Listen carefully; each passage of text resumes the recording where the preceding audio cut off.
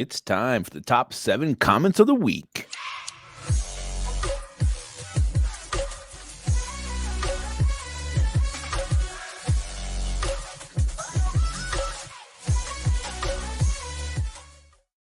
Welcome back to Onebar and Lupagus Show. I'm Lupagus, and we're going to talk about the top 7 comments of the week. We went through your guys' comments, picked out the 7 most relevant, or at least 7 that provide us to talk about something about the Vikings. Before we hop into those, be sure to subscribe to the channel, like the vids.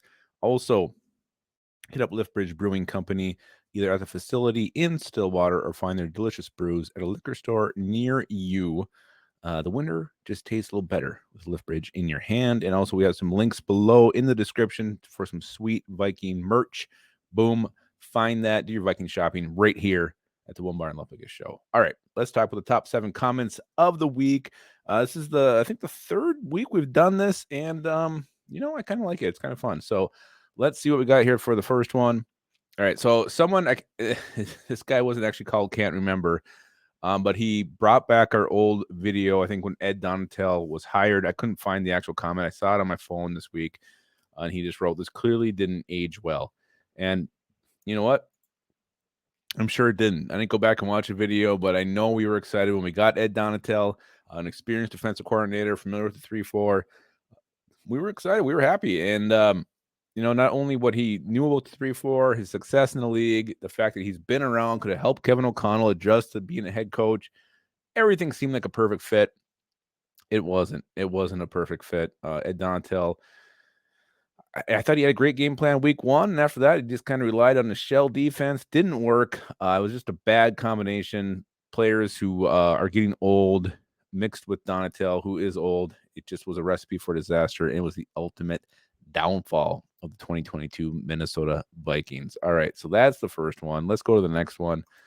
This comment is from Jesse Fletcher, 9417. Jesse says, with check down Cousins' contract, this is about as much talent as they can add. That was in reply to our Curtis Weaver signing video. And I'm sorry, I am so sick of the check down Cousins narrative. It is so lazy. It is so boring. It is so old. It is so overdone. Yes, he threw a check down when the season on the line, but give me a fucking break. Vikings won 4 games without Kirk Cousins as their quarterback, standing tall in the pocket, taking hits every single week, delivering beautiful balls. How he was placing these in there with the pressure he was facing, the dude's got nuts of steel. Kirk Cousins is a gamer. Don't give me this check down Cousins shit. It is so old. It is so tired, Jesse. You are better than that. Kirk Cousins, he should be the quarterback next year for the Vikings. He gives them the best chance to win.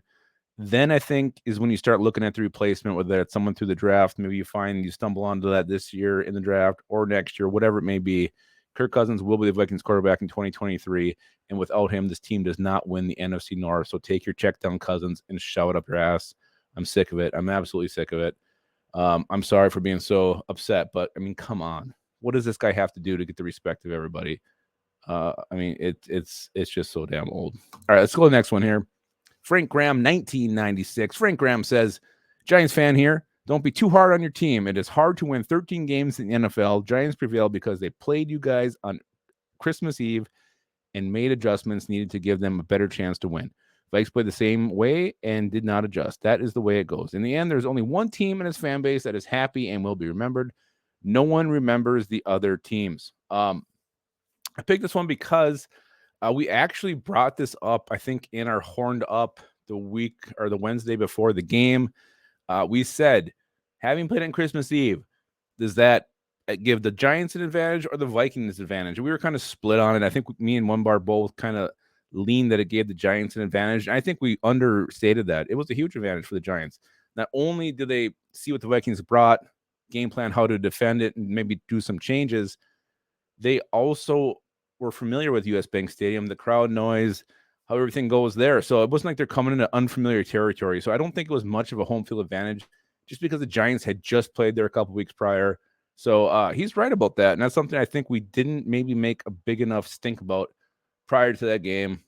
So getting some consolation from a Giants fan, again, not looking for that, but, it was great sportsmanship on his part, I guess. All right, what's this next one we got here? This is from Steve Racchini 5845. Oh, this is on the defensive coordinator search video. He said, as a lifelong Vikings fan living in Wisconsin for the last 35 years, I am hoping for Jim Leonard. He was a walk-on at Wisconsin, excelled at his position, granted a scholarship, fantastic college career, and professional. As coach, he had Wisconsin defense one of the top in the nation, had opportunity last season with the Packers, but wanted to stay at University of Wisconsin. He's as smart as they come and has seen it all. Grab him quick before he gets away.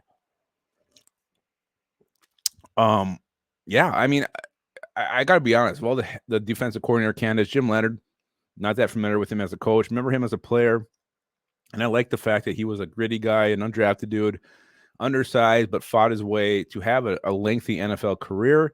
I like that there's a guy who's familiar with him, and he's telling us to go get this guy. So the fact he's getting an endorsement from somebody who was a Badgers fan, who knows him, that's kind of huge. And grab him quick before he gets away. Maybe he is the next hot name.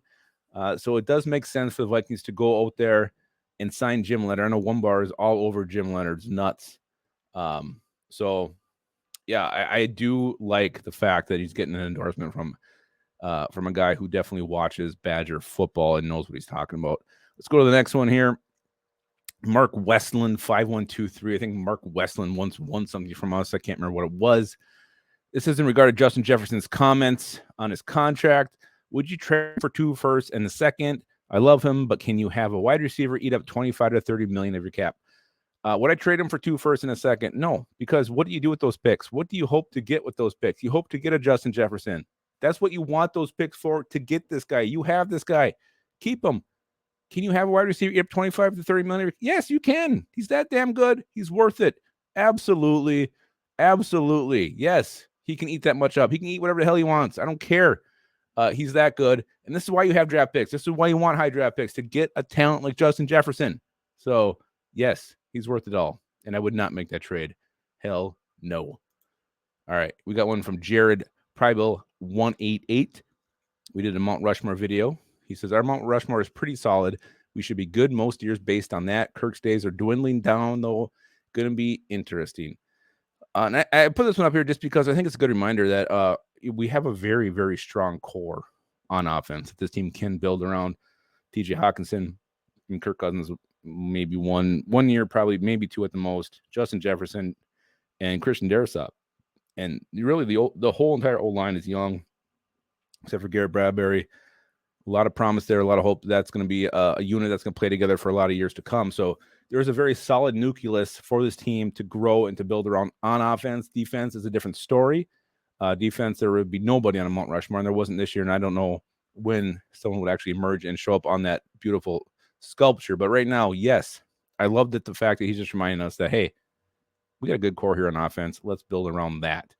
All right, last one here from our very own favorite, the Voss man, Tim Voss, 646, talking about the press conference. He says, these dudes are smooth. It's easy to get lost in those eyes while they're talking. Hashtag badass. And he's right. And this is a good reminder to not buy into everything that these guys are going to be saying here the next couple of weeks. And this is Kwesi's time now. January through the end of April is when we're going to hear the most out of Kwesi. During the season, he's kind of quiet.